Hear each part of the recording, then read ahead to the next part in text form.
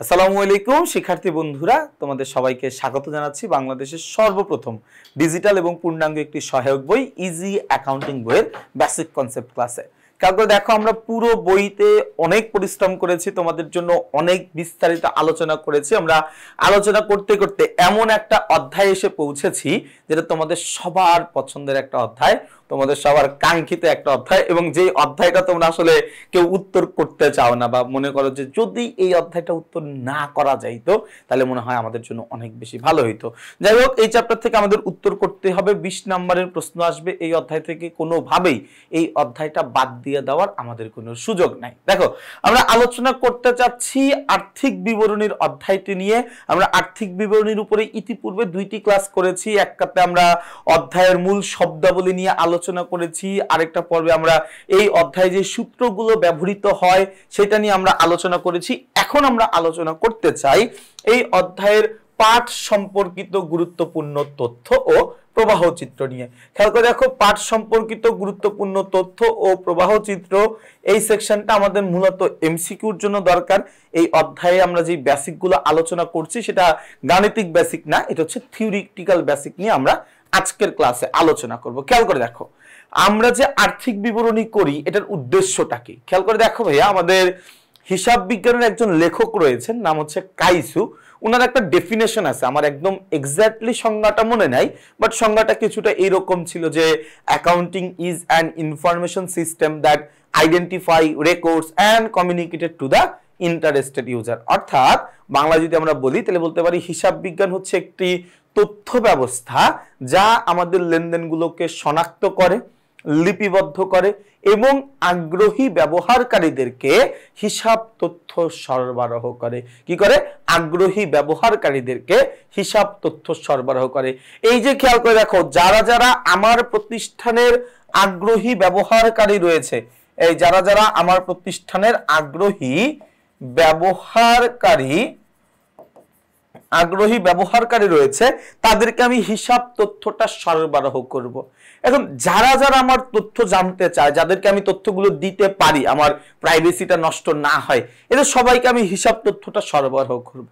এখন এখানে আমার বড় সমস্যা হচ্ছে, এরকম ম্যাস পিপলের কাছে আমি যখন আমার হিসাব তথ্যটা দিতে চাই, সেক্ষেত্রে যেই সমস্যাটায় আমরা পড়ি সেটা হচ্ছে তারা হিসাব বিজ্ঞান বোঝেন না।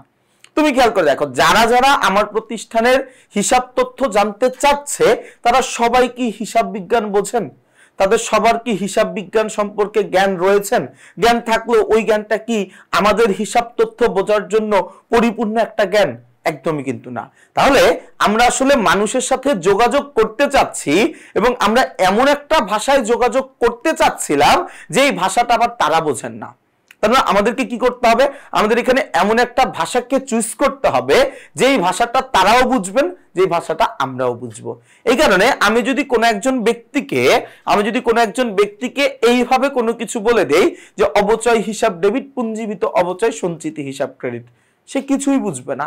আমি যদি বলে দেই যে ক্রয় হিসাব ডেবিট, ক্রয় হিসাব ডেবিট, প্রদেয় হিসাব ক্রেডিট, অনেকেই আছেন কিছুই বুঝতে পারবেন না, এবং না বোঝাটাই স্বাভাবিক।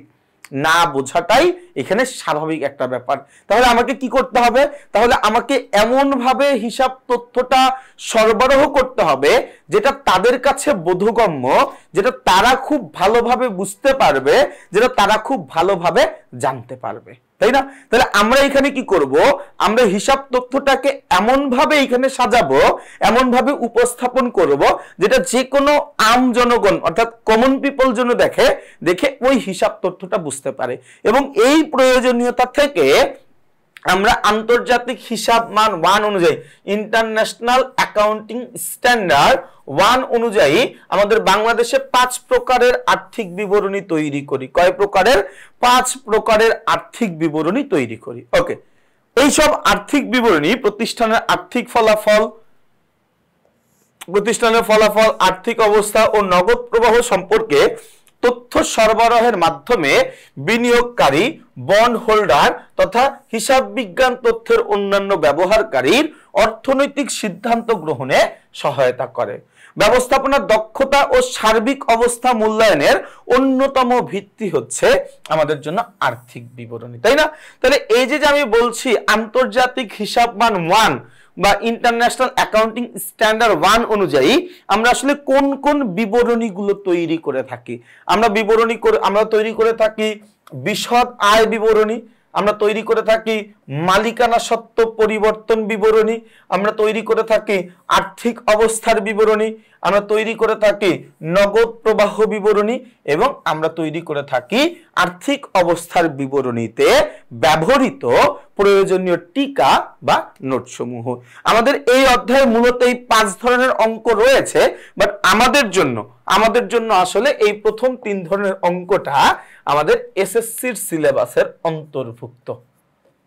এই প্রথম 3টা অঙ্ক আমাদের এসএসসি সিলেবাসে অন্তর্ভুক্ত এবং দেখো এই বছর থেকে আমরা কিন্তু বিশদ আয় বিবরণী করার জন্য নাম্বার পাবো 8, মালিকানা সত্ত্ব বিবরণীর জন্য পাবো 2 এবং আর্থিক অবস্থার বিবরণীর জন্য পাবো 10। অর্থাৎ একটা সৃজনশীলের জন্য আমাদের টোটাল মার্কস হচ্ছে এখানে 20 মার্কস। একটা সৃজনশীলের জন্য আমার এখানে টোটাল মার্কস কত? 20 নাম্বার, তাই না? ওকে, তাহলে আমরা যদি আরেকটু নিচের দিকে যাই, নিচের দিকে গেলে আমরা একটু হিসাব বিজ্ঞানের নীতিমালা নিয়ে কথা বলছি। ভাইয়া আমরা এই প্রতিটা ছক নিয়ে ইন্ডিভিজুয়াল আলোচনা করতে চাই। বিশদ আয় বিবরণী আমরা আলাদা একটা আলোচনা করব, মালিকানা সত্ত্ব পরিবর্তন বিবরণী নিয়ে আমরা আলাদা একটা আলোচনা করব, আর্থিক অবস্থার বিবরণী নিয়ে আমরা আলাদা একটা আলোচনা রেখেছি ইনশাআল্লাহ। ওকে, তাহলে আমরা যদি একটু দেখি আমাদের হিসাব বিজ্ঞানে কিছু নীতিমালা রয়েছে, যেই নীতিমালাগুলো মেনে আমরা আসলে বিশদ আয় বিবরণীগুলো তৈরি করার চেষ্টা করি, তাই না? এর মধ্যে দেখো সবার প্রথম একটা নীতি, সেটা হচ্ছে ব্যবসায়িক সত্তার নীতি। ভাইয়া খেয়াল করে দেখো, ব্যবসায়িক সত্তার নীতি অনুযায়ী ব্যবসায়ের মালিককে ব্যবসায় হতে পৃথক বা আলাদা ভাবা হয়। ব্যবসায়িক সত্তার নীতি অনুযায়ী ব্যবসায়ের মালিককে ব্যবসায় থেকে আলাদা একটা পক্ষ ভাবা হয়। অর্থাৎ আমরা মনে করি ব্যবসায়টা আমার, তার মানে আমি আর ব্যবসা প্রতিষ্ঠান দুইজন একই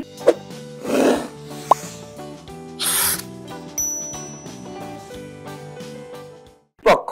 ব্যাপারটা পুরোপুরি ভুল, ব্যাপারটা পুরোপুরি অসত্য।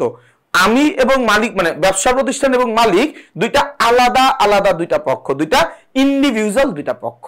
বোঝা গেছে কথাটা? ওকে, এরপরে চলমান প্রতিষ্ঠান ধারণার নীতি।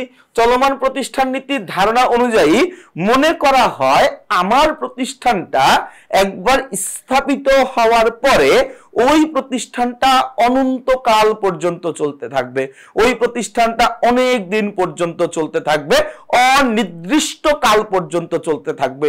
এই যে আমার প্রতিষ্ঠান প্রতিষ্ঠিত হওয়ার পরে অনির্দিষ্ট কাল পর্যন্ত চলতে থাকবে, এই ধারণাটাকে আমরা বলতেছি চলমান প্রতিষ্ঠান ধারণার নীতি। কি বলছি? চলমান প্রতিষ্ঠান ধারণার নীতি। ওকে, এরপরে ভাইয়া কি আছে?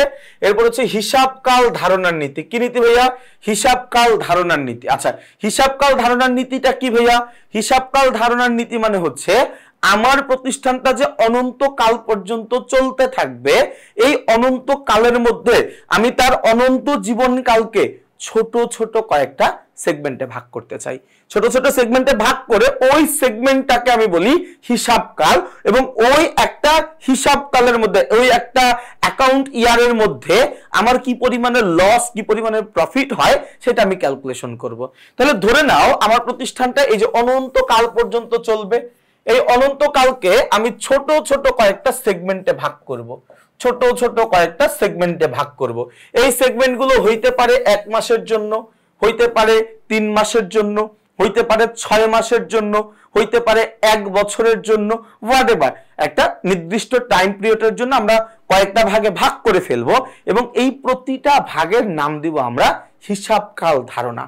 এই প্রতিটা ভাগের নাম আমরা দিব হিসাবকাল ধারণা।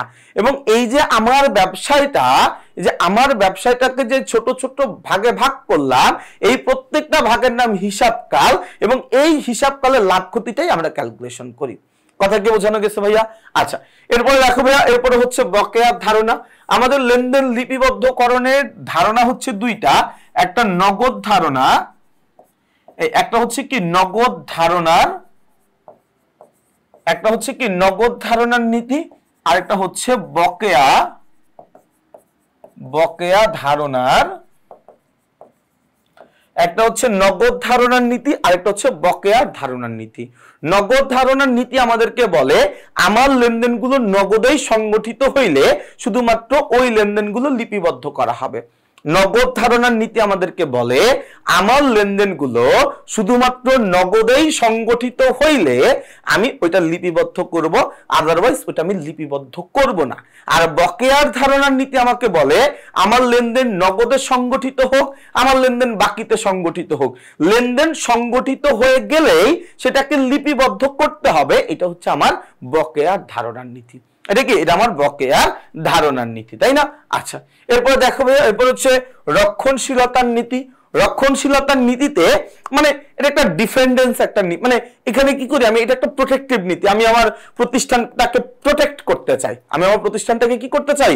প্রোটেক্ট করতে চাই। কিভাবে প্রোটেক্ট করতে চাই দেখো, যেমন আমি আমার প্রতিষ্ঠানের মুনাফাকে কম দেখাইতে চাই সব সময়, সম্ভাব্য আয় আমি লিপিবদ্ধ করি না, সম্ভাব্য ব্যয় বা ক্ষতি লিপিবদ্ধ করি, সমাপনী মজুদ পণ্যের বাজার মূল্য এবং ক্রয় মূল্যের মধ্যে যেই দামটা কম আমি সেই দামটা গ্রহণ করি, যেই দামটা কম আমি সেই দামটা গ্রহণ করে থাকি, তাই না? তাহলে দেখো ভাই, রক্ষণশীলতার নীতি অনুযায়ী সমাপনী মজুদ পণ্যের বাজার মূল্য এবং ক্রয় মূল্যের মধ্যে যেই দামটা কম আমরা ওইটা গ্রহণ করি। এটা একটু মনে রাখো, এই নীতিটা থেকে আমাদের এমসিকিউ হয়। আচ্ছা, এরপরে কি ক্রয় মূল্যের নীতি। আর্থিক অবস্থার বিবরণীতে স্থায়ী সম্পদের ক্রয় মূল্য লিপিবদ্ধ করা হয়। মনে করো আমি একটা সম্পত্তি ক্রয় করেছি যেটা দাম হচ্ছে 12,000 টাকা, 2 মাস পরে এটার দাম বেড়ে 18,000 টাকা হয়ে গেছে। তার মানে কি আমি আমার ব্যবসায়ে ওই সম্পত্তির দাম 18,000 দেখাবো না, আমি 12,000ই দেখাবো। এমন হতে পারে সম্পত্তির দাম আবার কমেও যাইতে পারে, সম্পত্তির দাম কমুক বা বাড়ুক, আমি যেই দামে কিনেছি আমি ওই দামটাই দেখাবো, ওই দামটাই আমি লিপিবদ্ধ করব। আচ্ছা, এরপর দেখো সামঞ্জস্যতার নীতি। একই পদ্ধতিতে হিসাব সংরক্ষণ করাকে আমরা বলি হচ্ছে কি? সামঞ্জস্যতার নীতি। পূর্ববর্তী বছরে আমরা যেই পদ্ধতি অনুসরণ করেছিলাম ঠিক ওইটার সাথেই পরবর্তী বছরটাকে একসাথে রাখতে হবে, একভাবে চিন্তা করতে হবে। এটাকে আমরা বলছি সামঞ্জস্যতার নীতি। কি বলছি? সামঞ্জস্যতার নীতি। ওকে, বস্তুনিষ্ঠতার ধারণা। দেখো ভাইয়া, হিসাব রক্ষকের জ্ঞান, অভিজ্ঞতা ও বুদ্ধিমত্তার দ্বারা লেনদেন সমূহকে হিসাবভুক্তকে বোঝায়। অর্থাৎ আমি আমার প্রতিষ্ঠানের একটা জিনিসকে, ওটাকে কি আমি সাপ্লাইজ মনে করব, নাকি ওটাকে আমি সম্পদ মনে করব, নাকি ওটাকে আমি মনিহারি মনে করব, এটা ডিপেন্ড করে আমার হিসাব রক্ষকের উপরে। এবং এটাকে আমরা বলছি বস্তুনিষ্ঠতার ধারণা। ভাইয়া, যতটুকু আলোচনা করলাম আমাদের এমসিকিউর জন্য খুবই লাগবে। ইনশাআল্লাহ আমরা আগামী পর্বে আমাদের আর্থিক বিবরণীর প্রয়োজনীয় যে উপাদানগুলো রয়েছে সেই উপাদানগুলো নিয়ে আমরা আলোচনা করব। আপাতত আজকের ক্লাসটা আমি এখানেই শেষ করতে চাচ্ছি। যারা যারা এতক্ষণ পর্যন্ত মনোযোগ দিয়ে ক্লাসটা করলা তোমাদের সবাইকে অনেক অনেক ধন্যবাদ। যারা যারা এখনো বইটা সংগ্রহ করো নাই, মিস কইরো না ভাইয়া, দুর্দান্ত একটা জিনিস পাচ্ছ। আমি নিজে বলছি, তোমরা আমার চেহারা দেখে বুঝতে পারছো যে এই জিনিসটা কতটা সুন্দর হইলে আমি তোমাকে এতটা কনফিডেন্টলি বলতে পারি যে এই জিনিসটা তোমার লাগবেই। এবং আমি তোমাকে বলছি তোমার ভালো ফলাফলের জন্য এই জিনিসটা তোমার লাগবেই। যত দ্রুত সম্ভব সংগ্রহ করে ফেলো। সবাই ভালো থাকবা, সুস্থ থাকবা, আমার জন্য বেশি বেশি করে দোয়া করবা। আসসালামু আলাইকুম।